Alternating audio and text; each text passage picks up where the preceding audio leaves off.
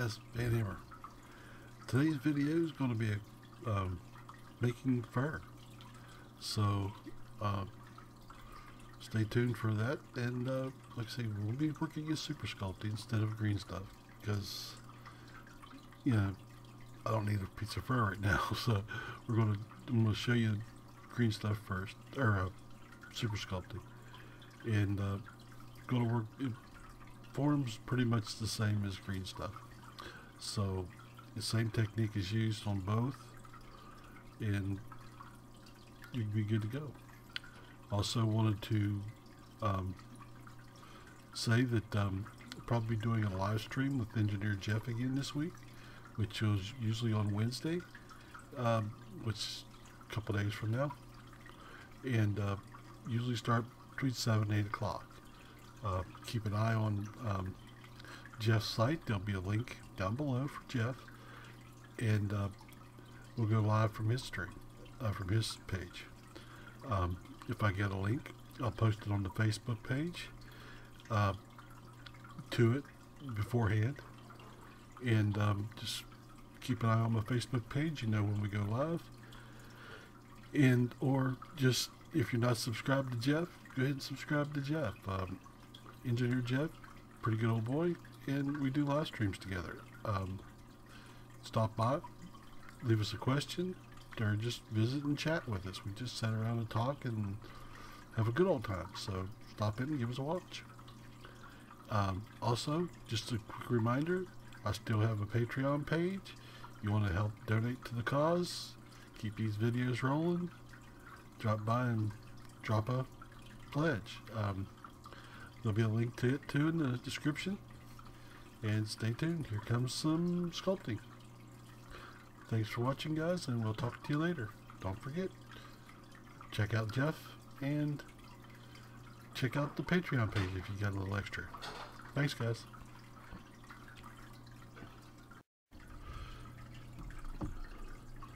Hey guys, you can see here I'm making a cloak, or making a fur.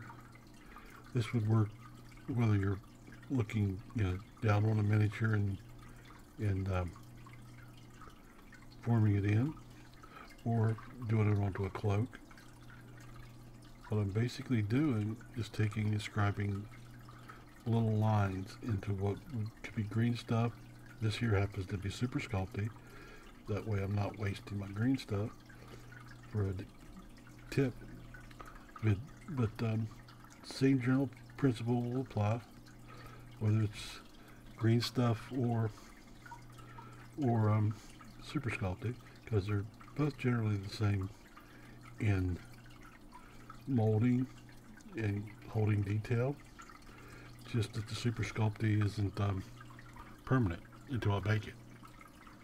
So what I'm doing, as you can see here, is I'm simply making little cuts. This here is basically just a form, cloakish type form. Got ridges and stuff in it. And what you do is you'll follow your flat zones. You see, this was the flattest, lowest area, so I started in there first. Just out of preference. Wasn't really any particular reason. You go in, you just start making little cuts. Whether you do it here, I'm using my little clay shaper. You could use your stylus. Do generally the same thing with the stylus. All you're doing is you'll make a impression in your green stuff. I'm not using the stylus right now on this here. The main reason is, see right there where it actually digs, where the clay shaper on Super Sculpting doesn't dig. You can actually get in there and make fine little lines without it actually cutting the green stuff or the Super Sculpting. The pick might work better on green stuff because you can push and pull, but you're basically doing the same here with the knife, or with the chisel point, is you're cutting or pushing the, your medium where you want it. And like this one here, you go back through and it's a little too big. Simple, just add a little push to it and it becomes more fur-like. And like I say, you follow your flat zones. So right through here I went, because it slopes in, I cut curves in. That would make that little slope. Same as here, this is a sloped. I follow gravity and just cut over. Just work up underneath. Just sort of give you your tips of your hair. Bring it over the top, just flow it up. Make little creases.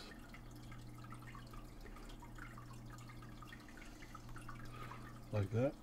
And then when you get to the other side, go the other way. Like I say, your best friend is keeping your tip damp. Even with Super Sculpey, it's less likely to tear. If you're doing it with green stuff, you're less likely to stick. So it sort of works out the same both ways. And just when you come down to ridge like that, you just alternate. Say if you was filling a gap in a miniature, there's a ridge, you just alternate back and forth on your cut, and it helps define and develop your ridge. So see how it's coming out where these are flat, it's showing your more of a slope and defining that slope a little bit. And like I say, once you get your general shape in there, come back, just a little dress up your sharpness so that your work is actually coming through as a detail. Like I say, you'll do the same thing with the green stuff. Is go back once you get your general your layout of where you want the hair. You just go back in and define them. Sometimes you'll have to push to get your cut. Sometimes you'll have to pull it back in to make your thing, your lines. And to me, it basically, if you've ever drawn flames, that's what you're doing. You're making a 3D flame. At least, the way I'm seeing it right here is, like I say, you take a little swoosh mark for a flame, and you go in and make a fur out of it. But that little line is giving you your curve and stuff for your flame. And you just keep working around. Like I say, gravity will tell you which way that the fold is going. Like right here, you're in another flat area, so it's going to just lay in.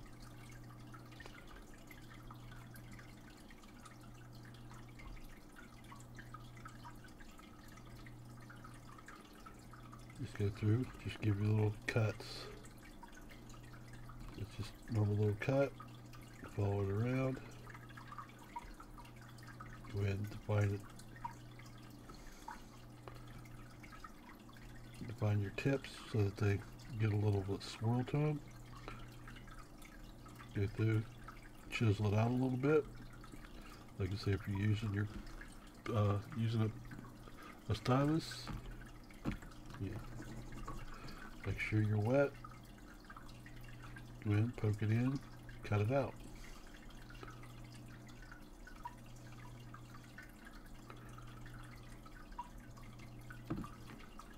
And basically it's just a poke and pull.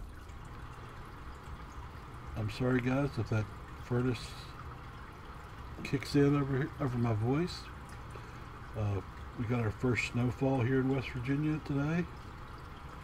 So it's like 20 degrees outside, and at noon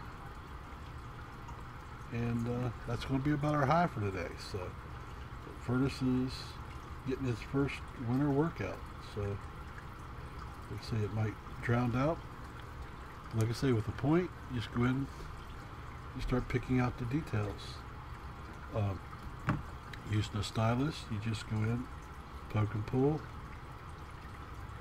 clean up your edges, and you'll start seeing the fur develop.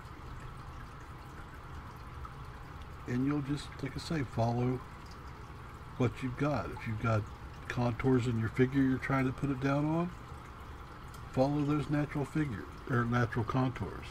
You put it on a cloak, gravity, just think which way the gravity is going to be going and follow that line. And by poking, cutting you a little guide and going in and defining it. Like here, the rounding down into that little valley. You go from the top, go in.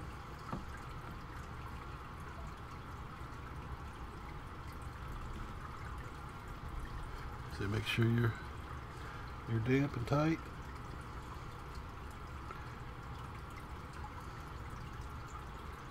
We gotta down that way.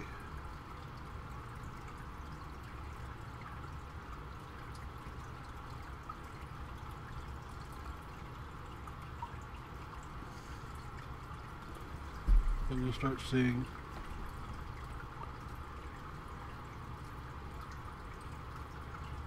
fur cloak. You don't have to go all the way top to bottom if you just wanted to do like a top on a cloak. You would just work out like this section here. If you just want to do a rim, on the rim it works the same way. Oops, where are we at? You get to back in focus here. So you just take your rim, like here at the bottom would be the low spot. Just go in, start working this edge the same way you did from the top.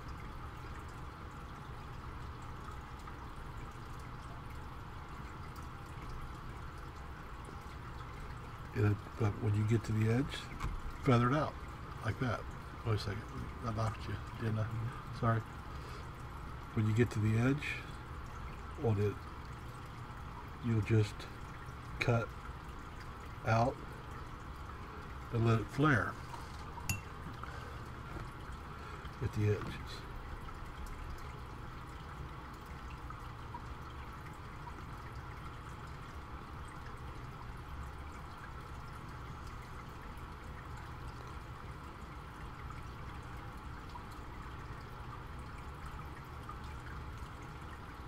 And that'll give you your cloak edging. And if you're doing the sides the same way, you just cut it in.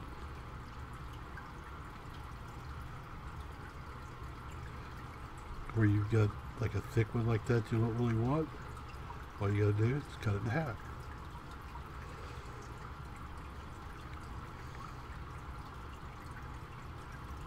And just keep working that edge.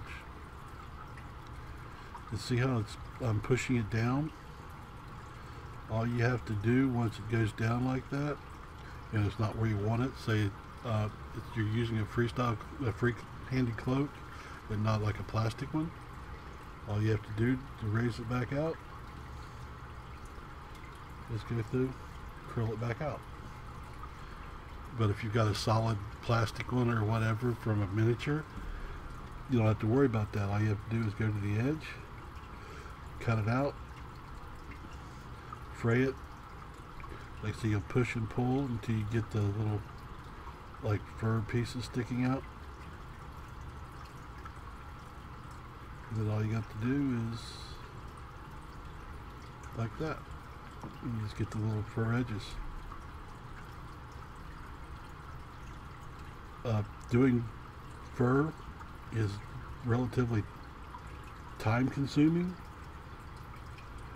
but it makes a plain old cloak look a lot cooler. With basically anytime you add detail, you're adding appeal to the figure. So if you take a flat old cloak that's kind of boring and normal, add fur to it, becomes a little something special. And it's an easy mod for converting any figure. You have Warhammer, 40K, fantasy, your D&D figures, whatever you're working on. And all you do once you get to the edge is, like I say, fringe it out like that, and then just start working backwards or forward up to it. And if you're going, coming down all the way to it, and if you just want an edge, just fray it like that there. And then once you get to your fray done, you just backtrack it into the cloak a little bit, sculpt in a little more hair basically by pushing and pulling your green stuff. And like I said, watch which way gravity will pull. It'll work the same on the edges, because like I say, gravity's going down, so your lines will go in basically a downhill stroke. Coming over, like I say, the ridges and stuff, you just follow them and just, let me use the stylus.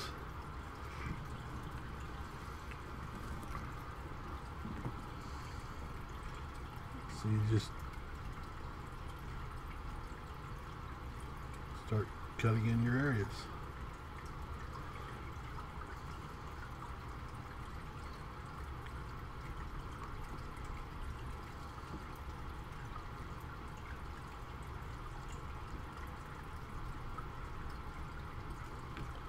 You get to the edge, just give it a pull. You start fraying. Then all you got to do is go ahead and clean it up.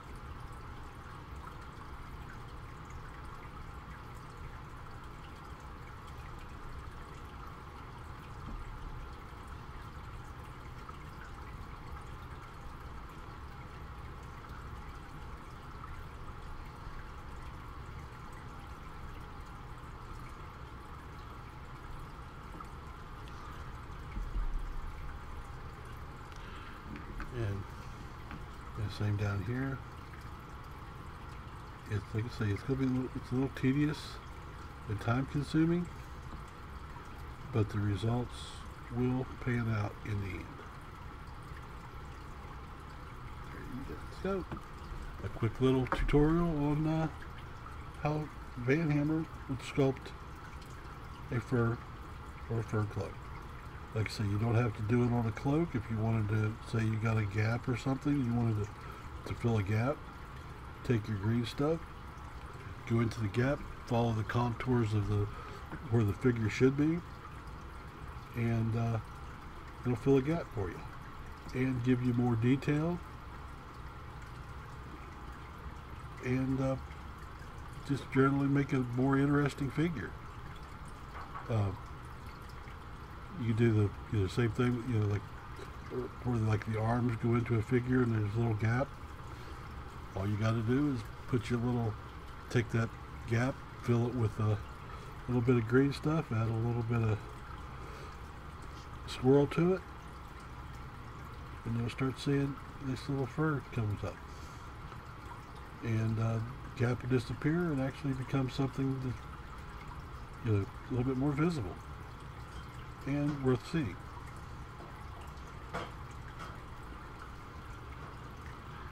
And you just continue to work it down and you're good to go. Thanks for watching, guys, and stay tuned. More to come.